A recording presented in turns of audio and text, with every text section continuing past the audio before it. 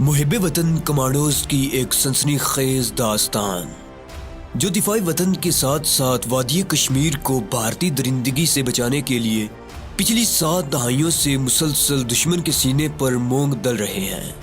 کہانی کی طرف بڑھنے سے پہلے آپ سے گزارش ہے کہ چینل کو سبسکرائب کیجیے اور ویڈیو کو لائک کیجیے۔ آئیے کہانی کی طرف چلتے ہیں۔ عمران نے کہا اگر بھارت نے جنگ کی صورت میں ایسا کیا تو پاکستان خاموش تماشائی نہیں بنا رہے گا، وہ بھی نیوکلیر وار ہیڈ استعمال کر کے اینٹ کا جواب پتھر سے دے گا۔ شاہ جی نے کہا لیکن بھارت پہل کر چکا ہوگا اور جنگ میں جو پہل کرتا ہے وہ بہت سے جنگی مفادات حاصل کر لیتا ہے۔ خیر یہ تو ضمنی باتیں تھی، اب میں اصل موضوع پر آتا ہوں۔ بات یہ ہے کہ آج شام کو مجھے پاکستان کے خفیہ ذرائع سے ایک پیغام موصول ہوا ہے جو کہ تمہارے نام ہے۔ عمران اور جبران ایک دم خاموش ہو گئے۔ شاہ جی بولے تمہاری ڈیوٹی لگائی گئی ہے کہ بھارت کی جنگی قوت اور اس کے پاکستان کے خلاف جمع کیے گئے آرمی، نیوی اور ایئر فورس کے اسلحہ کی پوری رپورٹ مہیا کرو۔ اس مہم میں جس قدر تمہاری مدد کر سکتا ہوں کروں گا۔ جبران بولا لیکن یہ تو انتہائی ٹاپ سیکرٹ دستاویزات ہوں گی۔ ضرور ہوں گی، شاہ جی بولے۔ یہ ٹاپ سیکرٹ دستاویزات کی نقل یا اس میں درج بھارت کی آرمی، نیوی اور ایئر فورس کی پوری قوت کے مدرجات معلوم کرنے ہوں گے۔ یہ کام تم دلی جا کر حاجی صاحب کے تعاون سے ہی سر انجام دے سکو گے۔ عمران نے کہا ٹھیک ہے، میں تیار ہوں۔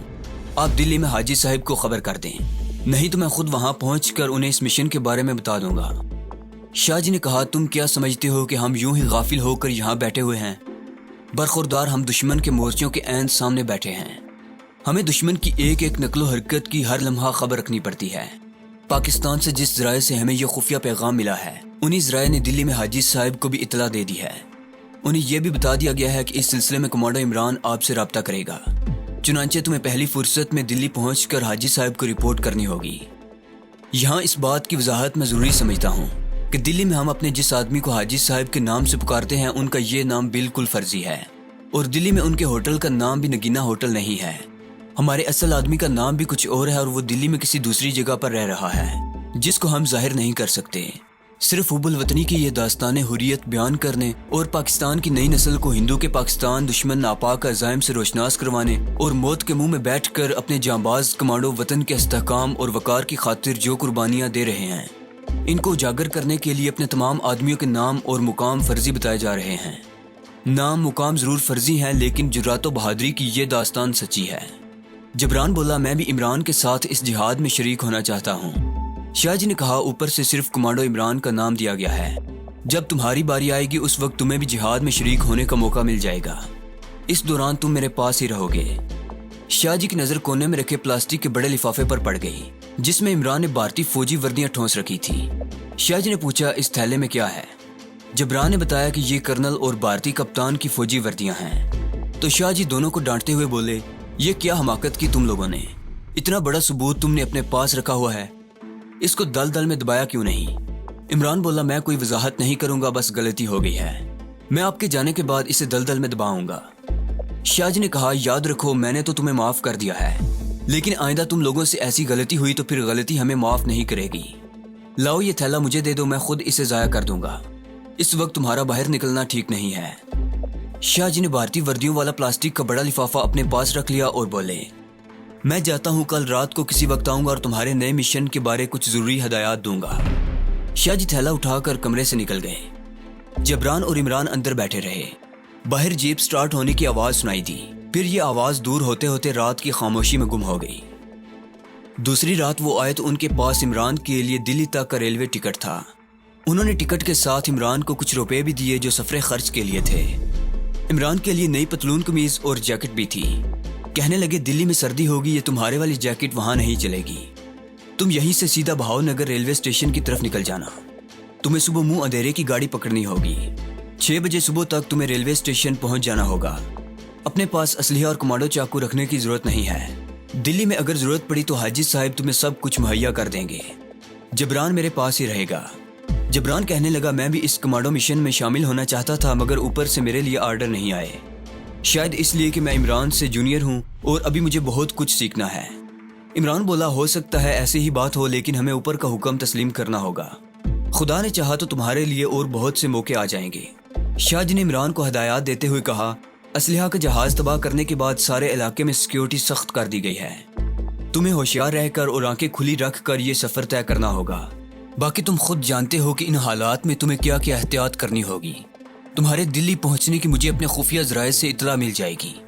باقی اگر کوئی ضروری بات ہوئی تو حاجی صاحب خود تمہیں بتا دیں گے۔ شاہ جی رات کے اندھیرے میں خاموشی سے واپس چلے گئے۔ عمران اور جبران کچھ دیر آپس میں باتیں کرتے رہے، پھر سو گئے۔ عمران نے اپنے دل میں کہا کہ مجھے ٹھیک 5 بجے جگا دینا، اور جب اس کی آنکھ کھلی اور اس نے ٹائم دیکھا تو ٹھیک 5 بج رہے تھے۔ یہ بات عمران نے ہمیشہ نوٹ کی تھی کہ جب بھی رات کو اس نے اپنے دل میں کہا کہ بھائی مجھے اتنے بجے جگا دینا، تو ٹھیک اتنے بجے ہی اس کی آنکھ کھل جاتی تھی۔ شاید یہ اس کی چھٹی حص کا کرشمہ تھا۔ اس نے جبران کو بھی جگا دیا۔ جلدی جلدی شیو بنائے، منہ ہاتھ دھویا اور خاموشی سے باہر نکل گیا۔ پھوپ پڑ رہی تھی، آسمان پر دن کا اجالا پھیل رہا تھا۔ ایک جگہ اسے خالی رکشہ مل گیا اور وہ ریلوے اسٹیشن پہنچ گیا۔ ٹکٹ اس کے پاس تھا۔ وہ سیدھا اس پلیٹ فارم پر آ گیا جہاں سے احمد آباد والی گاڑی روانہ ہونے والی تھی۔ گاڑی آدھ گھنٹے بعد آ کر لگی۔ پہلے ہی سے وہ مسافروں سے بھری ہوئی تھی۔ عمران بھی ایک ڈبے میں گھس کر بیٹھ گیا۔ ٹرین چل پڑی۔ احمد آباد پہنچ کر وہ دلی جانے والی گاڑی میں بیٹھ گیا۔ سارا دن گاڑی چلتی رہی، شام ہو گئی، پھر رات ہو گئی۔ کافی رات گئے، ٹرین دلی پہنچی۔ اسٹیشن سے جامع مسجد کے چوک میں حاجی صاحب کے ہوٹل میں جانے کے بجائے وہ سیدھا رکشہ پکڑ کر حاجی صاحب کے پلاٹ والے کمرے میں آ گیا۔ چوکیدار کو جگا کر دروازہ کھلوایا، چابی لے کر اپنے پاس رکھ لی اور سو گیا۔ دوسرے روز اس نے چوکیدار ہی کے ذریعے حاجی صاحب کو اپنی آمد کی خبر پہنچا دی۔ حاجی صاحب دوپہر کے وقت پہنچ گئے۔ کہنے لگے خلیج کانبے والے بھارتی اسلحہ والے جہاز کی تباہی کی خبر ہمیں مل گئی تھی۔ اخباروں نے اسے مختصر کر کے چھاپا تھا کیونکہ اس میں انڈین انٹیلیجنس کی بے عزتی کا پہلو نکلتا تھا، لیکن اصل بات کبھی نہیں چھپتی۔ یہاں ہر شخص کی زبان پر یہی تھا کہ پاکستان نے ہمارے اسلحہ گولہ بارود سے بھرے ہوئے جہاز کو تباہ کر دیا ہے، اور جہاز پر سے آگ 2 دن تک نہیں بجھائی جا سکی۔ لیکن اب تم کو جو مشن سونپا گیا ہے وہ اس سے زیادہ اہم، پیچیدہ اور مشکل ہے۔ عمران نے کہا مجھے اس مشن کی اہمیت کا احساس ہے۔ حاجی صاحب کہنے لگے بھارت کا روس کے ساتھ خفیہ گٹھ جوڑ ہو چکا ہے۔ روس شروع ہی سے پاکستان کا دشمن رہا ہے، صرف اس لیے کہ پاکستان ایک اسلامی ملک ہے اور روس بے دین ملک ہے۔ بھارت کے ساتھ روس کے تعلقات اس رابطے سے اچھے رہے ہیں کہ بھارت بھی بے دین بت پرستوں کا ملک ہے اور اسلام کا دشمن ہے۔ روس نے 1947 سے لے کر آج تک بھارت کی فوجی مدد کی ہے اور اسے بے پناہ اسلحہ دیتا رہا ہے، بلکہ بھارت نے ایٹمی صلاحیت بھی روس کی ہی مدد سے حاصل کی ہے اور اسی کے تعاون سے ایٹم بم تیار کیا ہے اور ایٹمی وار ہیڈ والے اگنی میزائل تیار کیے ہیں اور کر رہا ہے۔ اس کے علاوہ بھارت نے امریکہ سے بھی اسے چین کو ہوا دکھا کر بے پناہ اسلحہ بٹورا ہے اور اپنے گولہ بارود کے ذخیرے، اسلحہ اور ہر قسم کے مہلک ہتھیاروں سے بھر لیے ہیں۔ 1965 کی جنگ میں ایک طرف سے بھارت کو پاکستان سے ذلت آمیز شکست ہوئی تھی۔ یہ بھارت کی جنگی ہائی کمان کو اچھی طرح معلوم ہو چکا تھا اور غیر ملکی اخباروں نے بھی یہی لکھا تھا کہ بھارت اتنی بڑی فوجی طاقت ہونے اور 3 ڈویژن فوج سے لاہور پر حملہ کرنے کے باوجود لاہور کی ایک سڑک پر بھی قبضہ نہیں کر سکا، بلکہ الٹا اسے کھیم کرن پاکستان کو دینا پڑا تھا۔ ایٹمی طاقت بننے کے بعد بھارت کی جنگی حکمت عملی بالکل تبدیل ہو گئی ہے۔ اس نے روس کی مدد سے ایسے میزائل بنا لیے ہیں جن کے آگے نیوکلیر وار ہیڈ لگے ہوئے ہیں۔ ہمیں خفیہ ذرائع سے معلوم ہوا ہے کہ بھارت 6 ایٹم بم تیار کر چکا ہے اور روس کی مدد سے اب اس کے سائنسدان ہائیڈروجن بم پر کام کر رہے ہیں۔ یہ ساری تیاری صرف پاکستان کے خلاف جاری ہے۔ بھارت چاہتا ہے کہ اس دفعہ اپنی پوری طاقت اور جنگی ساز و سامان کی برتری اور لاکھوں کی نفری کے ساتھ پاکستان پر بھرپور حملہ کر کے ایک ہی حملے میں اس پر قبضہ کر لیا جائے۔ پاکستان کی ملٹری انٹیلیجنس کے پاس بھارت کی جنگی تیاریوں کی ایک منٹ کی رپورٹ موجود ہے، لیکن ہمارے ذریعے پاکستان کو بھارت کی آرمی، نیوی اور ایئر فورس کی پوری جنگی طاقت اور ایٹمی اسلحہ کی مکمل رپورٹ چاہیے، جو ہمیں حاصل کر کے اسے پہنچانی ہوگی۔ یہ کام صرف ہم ہی کر سکتے ہیں کیونکہ ہم دشمن یعنی بھارت کے پیٹ کے اندر بیٹھے ہوئے ہیں۔ عمران نے کہا مجھے شاہ جی نے بھی یہی بتایا تھا، لیکن اس دستاویز کے حصول کی کیا صورت ہو سکتی ہے؟ حاجی صاحب کہنے لگے ہمارے آدمی جمیل مہدی نے مجھے بتایا ہے کہ یہ دستاویزات اور جنگی طاقت، اسلحہ کی تعداد اور ایٹمی ہتھیاروں کی اصل تعداد والی فہرست صرف نئی دلی کے وار آفس یعنی محکمہ جنگ کے پاس ہی ہیں۔ اس محکمے کے چیف ایگزیکٹو اور وزیر دفاع اور پرائم منسٹر یعنی پردھان منتری کے سوا اور کسی کو اس کی صحیح معلومات نہیں ہیں، اور یہ بھی کسی کو معلوم نہیں کہ یہ دستاویزات حکومت نے کس جگہ پر رکھی ہوئی ہیں۔ یہ ایک ایسا سیکرٹ ہے، ایک ایسا راز ہے جو کسی حد تک محکمہ دفاع کی جانب سے بھارت کے وزیر اعظم سے بھی پوشیدہ رکھا گیا ہے، کیونکہ وزیر اعظم بدلتے رہتے ہیں۔ عمران کہنے لگا تو پھر ہم ان جنگی دستاویزات تک کیسے پہنچ سکتے ہیں؟ اور ہماری حکومت کو بھارت کی خفیہ جنگی تیاریوں کی شدت اور نوعیت کا کیسے پتہ چل سکے گا؟ حاجی صاحب بولے اتنی جلدی مایوس ہونے کی ضرورت نہیں ہے بھائی، آخر ہم یہاں کس لیے بیٹھے ہیں؟ انشاءاللہ ہم پاکستان کو بھارت کی جنگی تیاریوں اور اس کے مہلک ہتھیاروں اور جنگی ساز و سامان کی مکمل رپورٹ مہیا کریں گے تاکہ دشمن بے خبری میں کوئی وار نہ کر سکے۔ عمران نے پوچھا کہ آپ کے حلقہ اثر میں کوئی ایسا آدمی ہے جن کی پہنچ بھارت کے محکمہ دفاع تک ہو؟ حاجی صاحب بولے ہمارے حلقہ اثر میں ہر قسم کے لوگ ہیں اور یہ سب کے سب مسلمان ہیں، پاکستان اور اسلام کی خاطر اپنی جان بھی قربان کرنے کو تیار ہیں، اور ان میں چند ایک ایسے بھی ہیں جن کی پہنچ بھارت کے انتہائی خفیہ محکموں تک ہے۔ انہی ذرائع میں سے کسی کو کام میں لایا جائے گا۔ فی الحال مجھے 2-1 دن کی مہلت دو، انشاءاللہ سب ٹھیک ہو جائے گا۔ ایک اور ضروری بات تم سے کرنی ہے، پچھلی دفعہ بھی تم اسی جگہ آ کر ٹھہرے تھے، میں چاہتا ہوں کہ تم اس دفعہ جگہ تبدیل کر لو۔ آپ جہاں کہتے ہیں میں چلا جاتا ہوں، عمران نے کہا۔ حاجی صاحب کہنے لگے میں تمہارے لیے ایک محفوظ جگہ کا سوچ کر آیا ہوں۔ چاندنی چوک میں اپنا ایک آدمی رام پرشاد کے نام سے ایک ہوٹل چلاتا ہے۔ وہ 15 سال پہلے بمبئی سے دلی آیا تھا۔ یہاں اس نے ایک درمیانے درجے کا ہوٹل خریدا اور اسے اب تک چلا رہا ہے۔ وہ مسلمان ہے اور 15 سال پہلے راجستھان کی سرحد عبور کر کے بھارت میں داخل ہوا تھا۔ بمبئی میں وہ رام پرشاد کے نام سے کانگریس کے ایک دفتر میں بطور کلرک ملازم ہو گیا۔ یہاں 2 سال تک کام کرتا رہا اور کانگریسی حکومت کے اہم راز وطن بیچتا رہا۔ پھر اوپر کے حکم سے وہ دلی چلا آیا اور یہاں چاندنی چوک میں ہوٹل چلانے لگا۔ وہ 15 برس سے یہ ہوٹل چلا رہا ہے۔ اس نے اپنے آپ کو کٹر کانگریسی اور متعصب ہندو اور پاکستان اور مسلمانوں کا دشمن مشہور کر رکھا ہے۔ میں نے اپنے خفیہ ذرائع سے اس سے تمہاری بابت بات کر لی ہے۔ تم اس کے پاس چلے جاؤ اور اس کے ہوٹل میں ٹھہرو۔ واضح رہے کہ اپنے جس آدمی کا نام میں نے بقول حاجی صاحب کے رام پرشاد لکھا ہے اور اس کے ہوٹل کا محل وقوع چاندنی چوک بتایا ہے، یہ نام اور جگہ سب فرضی ہے۔ اپنا یہ آدمی نہ تو چاندنی چوک میں رہتا ہے اور نہ اس کا ہندو نام رام پرشاد ہے۔ یہ سب میں نے اپنی طرف سے فرضی نام رکھے ہیں۔ حقیقت یہ ہے کہ یہ آدمی دلی میں ہی ہے مگر کسی دوسری جگہ پر رہ رہا ہے۔ اس طرح کے انٹیلیجنس کے آدمی دونوں ملکوں میں بیٹھ کر اپنے اپنے ملک کے لیے جاسوسی کرتے ہیں۔ یہ کوئی ڈکی چھپی بات نہیں ہے۔ یہ ہر ملک اپنے ہمسایہ اور خاص طور پر اپنے دشمن ملک کے ساتھ کرتا ہے۔ میں نے اپنے آدمی کا نام اور اس کی رہائش کا علاقہ اس لیے نہیں بتایا کہ یہ کہانی بھارت میں بھی سنی جائے گی اور بھارت کی انٹیلیجنس اس آدمی کو گرفتار کر سکتی ہے۔ فرضی نام اور فرضی محل وقوع بتانے سے اپنا آدمی پولیس کی ضبط سے محفوظ ہو جائے گا۔ پولیس اور بھارت کی انٹیلیجنس لاکھ تلاش کرتی پھرے، وہ اپنے آدمی کی گردن تک نہیں پہنچ سکے گی۔ چنانچہ اسی روز شام کو عمران رام پرشاد کے ہوٹل میں پہنچ گیا۔ اسے اس کی آمد کی خبر حاجی صاحب نے کر دی تھی اور اس کی ایک فوٹو بھی اس کے پاس پہنچا دی گئی تھی۔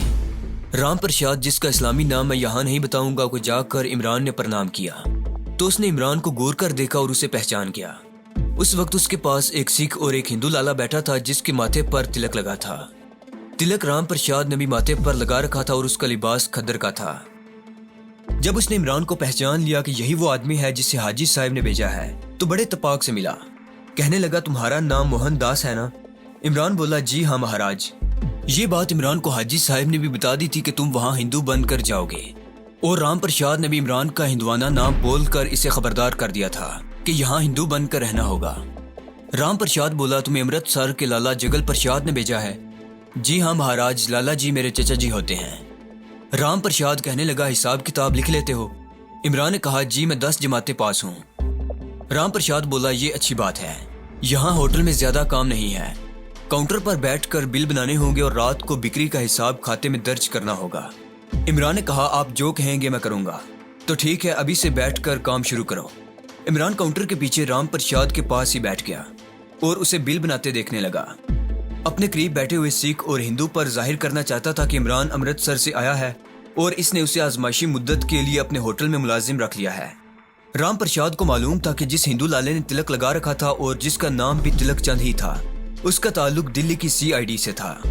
میرے بارے میں رام پرشاد کو بخوبی علم تھا کہ عمران پاکستانی کمانڈو ہے اور ایک نہایت اہم مشن پر دلی آیا ہے اور کچھ عرصہ اس کے ہوٹل میں ہی قیام کرے گا۔ چنانچہ رام پرشاد خاص طور پر CID والے ہندو کا ذہن صاف کرنا چاہتا تھا کہ عمران کے بارے میں اسے کوئی شک و شبہ نہ بڑھے۔ وہ CID والے سے کہہ رہا تھا یہ لڑکا میرے بڑے پیارے اور دیش بھگت دوست لالا جگل پرشاد کا بھتیجا ہے، اس کے پتا جی سورگباش ہو گئے ہیں۔ لالا جی نے مجھے خط لکھ کر کہا تھا کہ میں اس لڑکے موہن داس کو اپنے پاس رکھ کر ہوٹل کا کام وغیرہ سکھا دوں، امرتسر میں یہ آوارہ نہ ہو جائے۔ CID والے ہندو کو رام پرشاد موہرا جی کہہ کر بلاتا تھا۔ CID والے مہرا نے کہا پتا کا سایہ اٹھ جائے تو سلطان بگڑ جاتی ہے، تم اسے اپنے پاس رکھو گے تو اس کی زندگی بن جائے گی۔ رام پرساد بولا مہرا جی میں تو یہی چاہتا ہوں کہ ہندو جاتی کے نوجوان ترقی کریں اور دیش بھگت بنے، اپنے دیش بھارت سے محبت کریں اور گاندھی جی کے بتائے ہوئے راستے پر چلیں۔ عمران کھاتے میں بل کی رقم درج کرتے ہوئے اپنے آدمی رام پرساد کے بارے میں سوچنے لگا کہ یہ شخص واقعی بڑا ہوشیار اور زیرک ہے۔ پاکستان کو دشمن کے ملک میں کام کرنے کے لیے ایسے ہی چالاک اور ہوشیار لوگوں کی ضرورت ہے۔ بہتر یہ ہے کہ ہم اپنے مسلمان پاکستانی جاسوس کا کوئی فرضی اسلامی نام رکھ لیتے ہیں۔ رام پرساد تو اس نے وہاں اپنا ہندوانہ نام رکھا ہوا تھا، اس کا اسلامی نام یا لقب ہم گل خان رکھ لیتے ہیں۔ چنانچہ اب ہم رام پرساد کو گل خان کہیں گے۔ گل خان عرف رام پرساد کو ہوٹل کا ایک ملازم چائے کی پیالی دینے آیا تو اس نے ملازم سے کہا میرا بھتیجا موہن داس امرتسر سے آیا ہے، اسے اوپر 15 نمبر والا کمرہ کھول دو۔ پھر عمران سے مخاطب ہو کر بولا موہن داس اس کے ساتھ اوپر جاؤ اور اپنا کمرہ دیکھ لو، دن کے وقت تم کاؤنٹر پر کام کرو گے اور رات کے وقت اپنے کمرے میں رہو گے۔ عمران بولا ٹھیک ہے لالا جی، اور وہ ہوٹل کے ملازم کے ساتھ اوپر چلا گیا۔